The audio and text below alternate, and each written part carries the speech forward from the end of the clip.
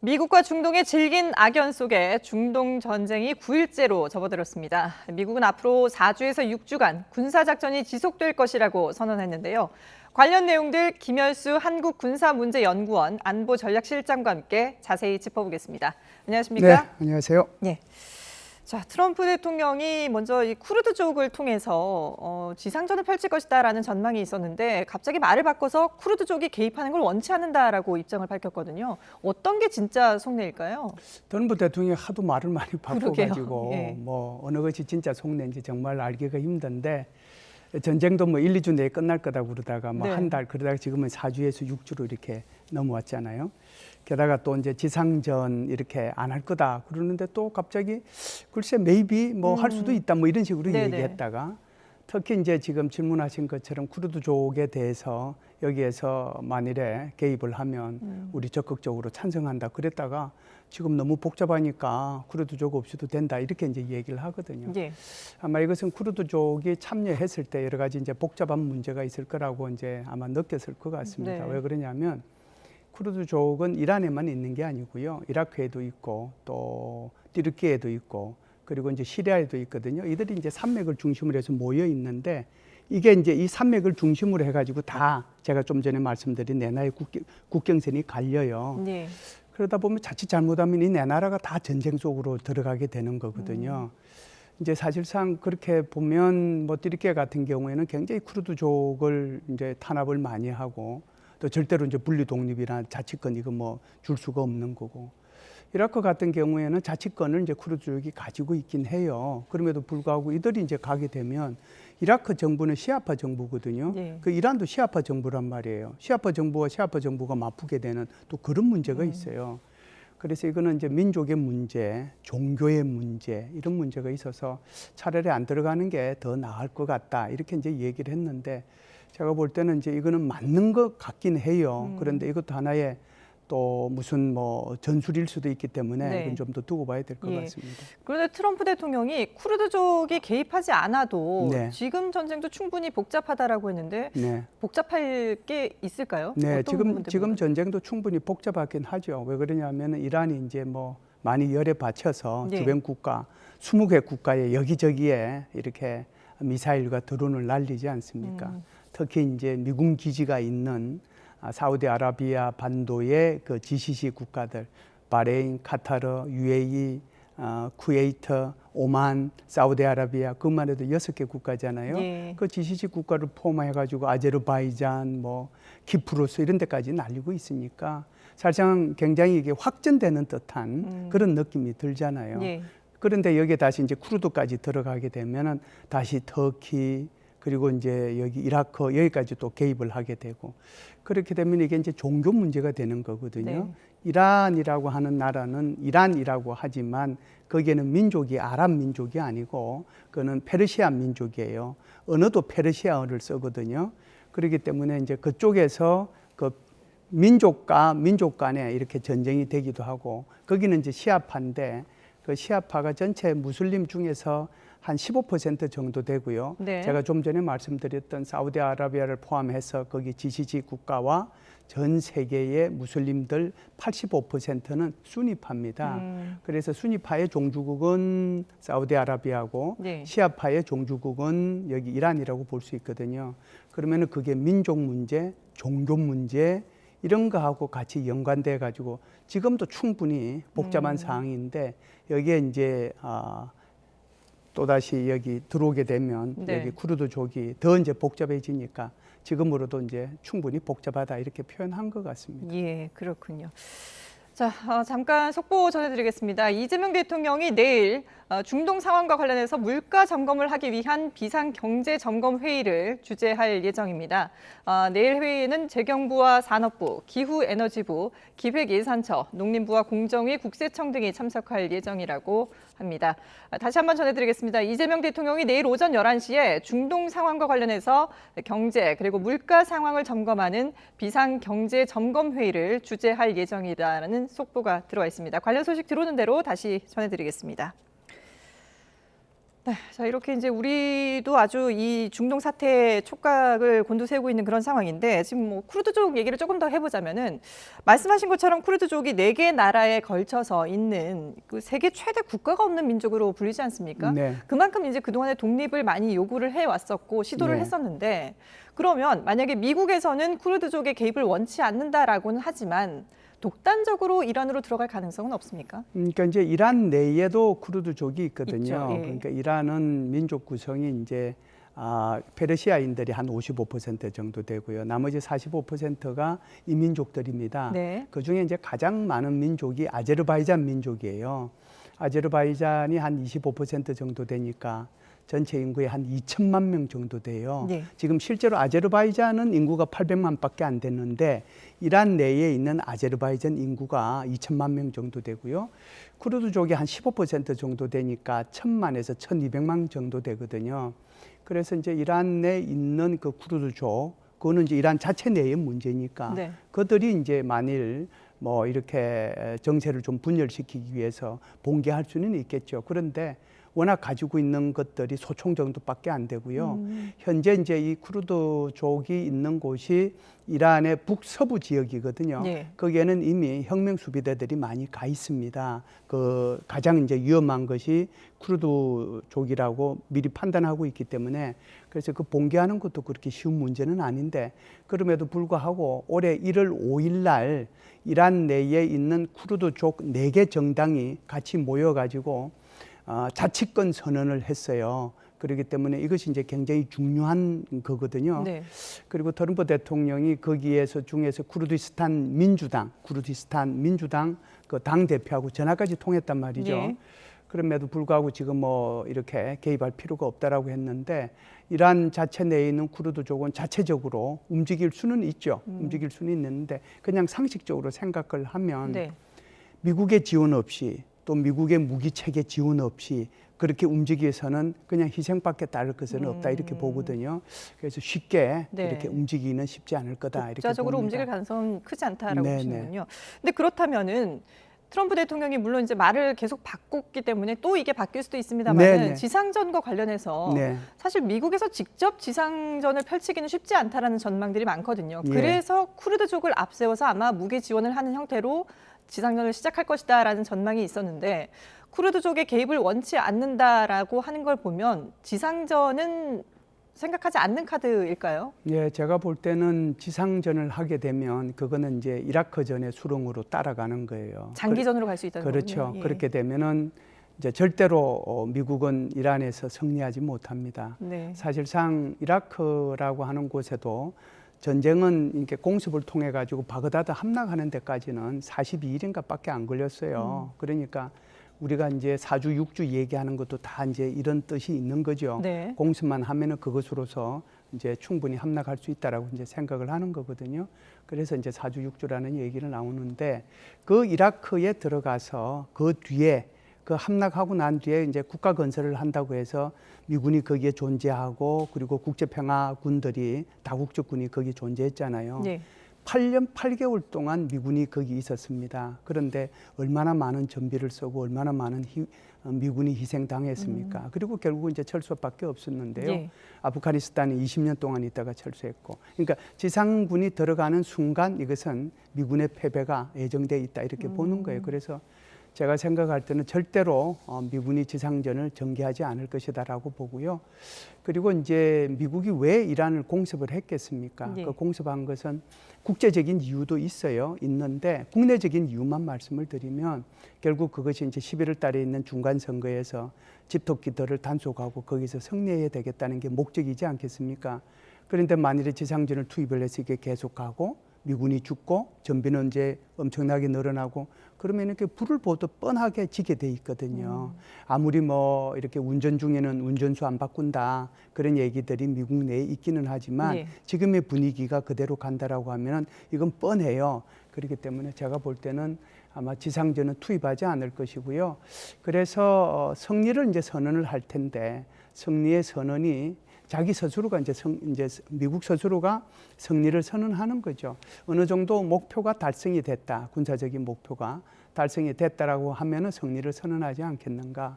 늦어도 5, 6주 후, 빠르면은 2, 3주 그 정도 되면은 충분히 승리를 선언할 것이다. 더 이상 타격할 데가 별로 없거든요. 예, 그렇군요.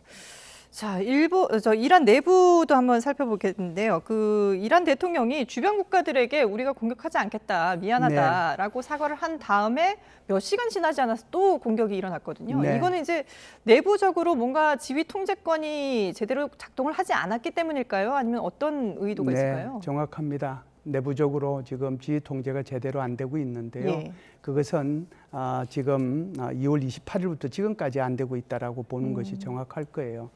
2월 28일 날 하메니를 포함해 가지고 지도자들 48명이 죽었잖아요. 예. 그쪽에는 중요한 사람들이 거의 다 들어 있었거든요. 네. 혁명수비대 사령관부터 국방부 장관까지 다 했는데, 그러고 나서 이제 이란이 적극적으로 과거에 그러니까 작년도 12일 전쟁할 때보다 훨씬 빠른 시간에 반격을 했어요. 그런데 중구난방으로 했어요. 집중적으로 때려야 되는데 집중적으로 때리지 못하고 어떤 데는 이쪽으로 때리고 또 어떤 데는 저쪽으로 때리고 엉망이란 말이에요. 그걸 이제 이렇게 보면서 저게 지금 지휘부가 없기 때문에 원래 계획된 표적들은 있어요. 그러니까 북한이 한국에 대해서 중요 표적들을 우리 때릴 준비되어 있다면 표적이 미리 정해져 있다는 거거든요. 네. 지도부가 없어도 때려 그러면 그냥 때리는 거예요. 막 그냥 여기저기서. 혁명수비대 사령부에서 이제 이걸 해야 되는데 거기에서 이제 미사일하고 드론을 사용할 수 있는 것을 혁명수비대 사령부가 가지고 있지 정규군이 가지고 있는 건 아니거든요. 네. 그러니까 혁명수비대 사령관도 죽었단 말이죠. 그럼 여기 혁명수비대 사령관한테 누가 지휘를 해야 되느냐 하는 거예요. 그런데 이란의 대통령이라고 하는 사람은 혁명수비대 사령관한테 지휘할 수 있는 권한이 없어요. 누가 권한이 가지고 있느냐면 최고 지도부가 가지고 있거든요.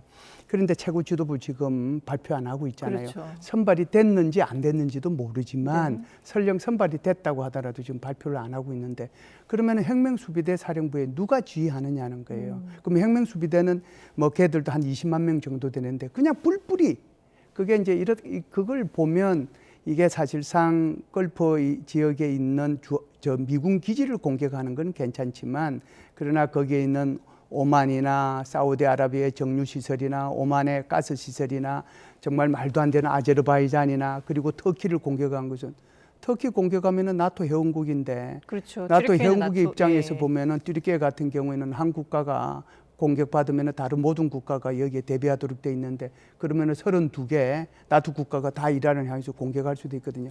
이 말의 의미는 28일부터 지금까지 지도부가 제대로 작동도 안 했다라고 하는 거예요. 예. 게다가 이제 이란 대통령의 입장에서 보면 이란 대통령은 이 말을 하긴 했는데 혁명수비대가 이 말을 안 듣는 거죠.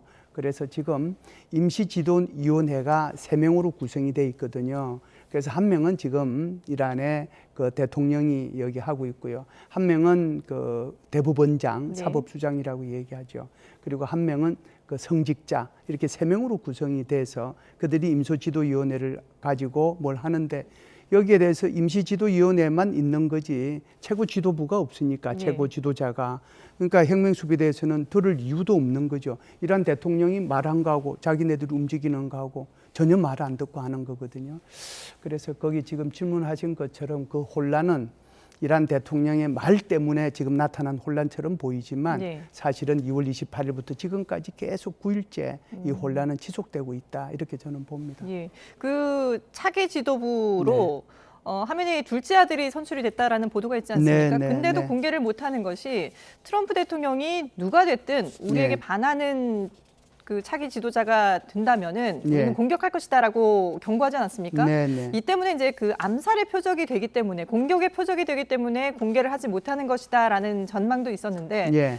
실장님 보시기에는 그거보다는 내부적으로 혼란이 좀 더 큰 영향이라고 보시는 건가요? 이 부분에 대해서는 이제 저도 계속해서 아마 둘째 아들, 예. 소위 말하는 모스타바가 됐는데 네. 아마 암살 때문에 이게 발표를 못 하고 있지 않느냐, 이런 식으로 얘기를 좀 했었는데, 지금 점점 얘기를 이렇게 이제 진행되고 있는 것들을 보니까 이게 지금 계속해서 이게 차기 지도자를 선발하고 있는 그 과정 속에 아직도 있는 게 아닌가, 그런 생각도 들어요. 예. 이제 이 말은 트럼프 대통령의 말을 유심히 보면은 그게 이제 생각이 들거든요. 트럼프 대통령은 지속적으로 이렇게 얘기를 해요. 그러니까 이제 미국에 반하지 않는 종교 지도자면 네. 뭐 괜찮다 이 얘기거든요. 근데 만일에 그 트럼프 대통령이 각종 정보를 통해 가지고 지금 하메니의 둘째 아들인 모스타바가 결정이 됐다라고 하면 이 얘기는 할 필요는 없는 거거든요. 그렇잖아요. 이미 네. 결정이 됐는데 그렇죠. 다른 이제 개혁적이고 또 반미가 아닌 그런 지도자가 되면 좋겠다 이 얘기를 해봤자 아무 소용이 없는 거니까. 그래서 이 얘기를 계속 지속적으로 하는 걸로 봐서는 아직까지 조금 이 지도자가 이렇게 아직 선출이 안 된 게 아닌가 그런 생각이 들기도 해요. 그래서 지금 보면은 우리가 모스타바 하메이니를 얘기를 하지만 네. 지금 일대 그러니까 아야톨라 호메이니 그러니까 일대 혁명 지도자 최고 지도자였던 그 사람의 손자가 하산 호메이니라고 있습니다.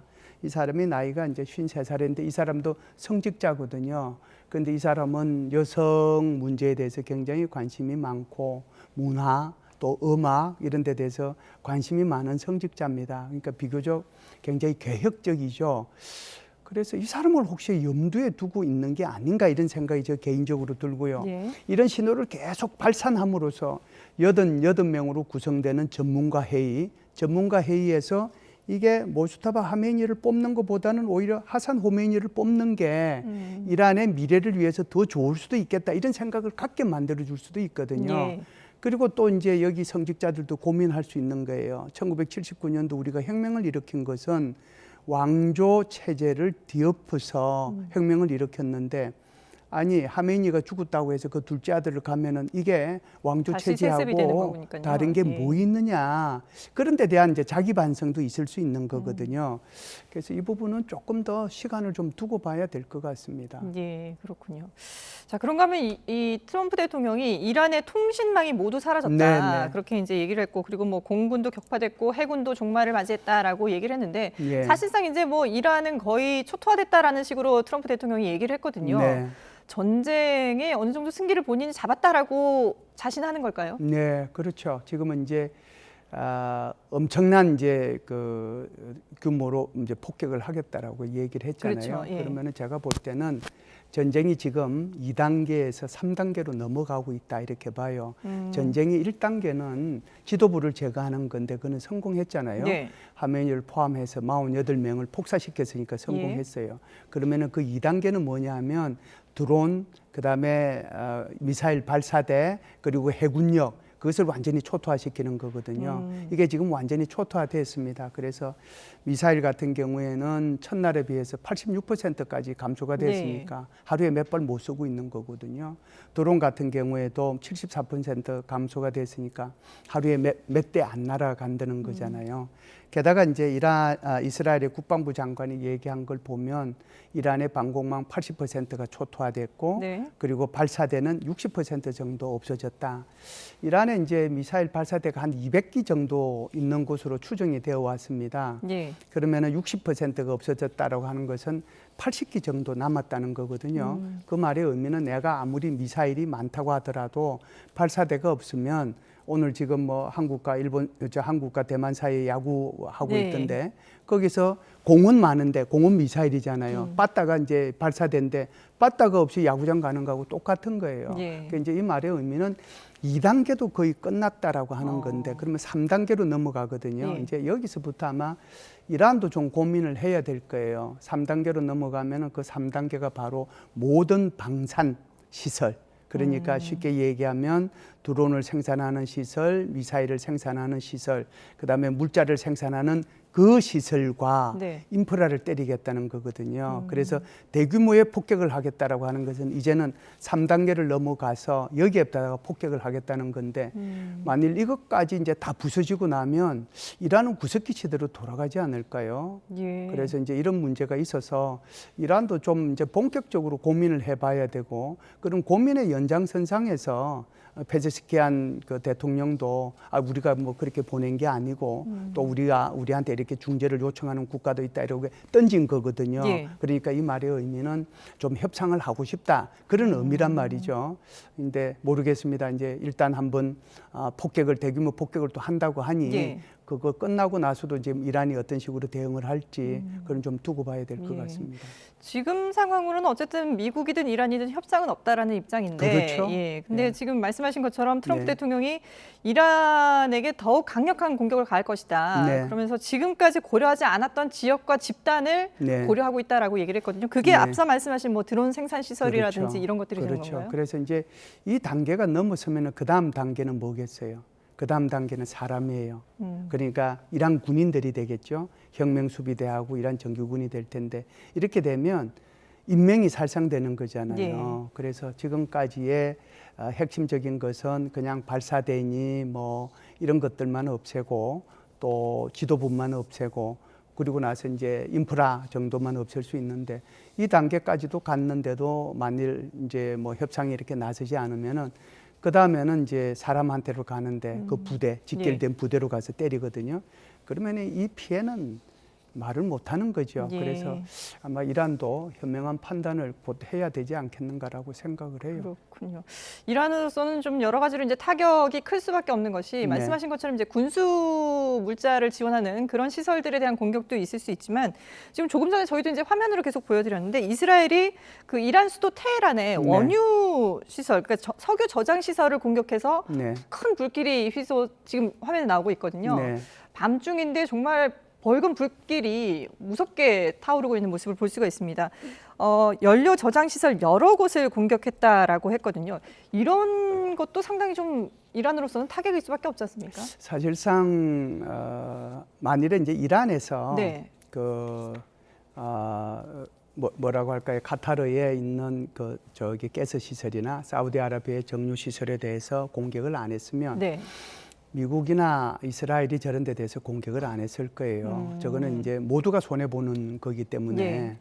그런데 이제 이란이 먼저 공격을 했기 때문에 그래서 이제 이스라엘도 저기를 공격을 하는데 저렇게 공격을 하게 되면 석유 가격, 그것은 가스 가격 이런 것은 또 올라갈 수밖에 없는 거잖아요. 예. 그래서 서로가 이제 저 부분은 어떻게 보면은 야 다른 데는 다 타격을 하는데 이 부분은 좀 빼놓자.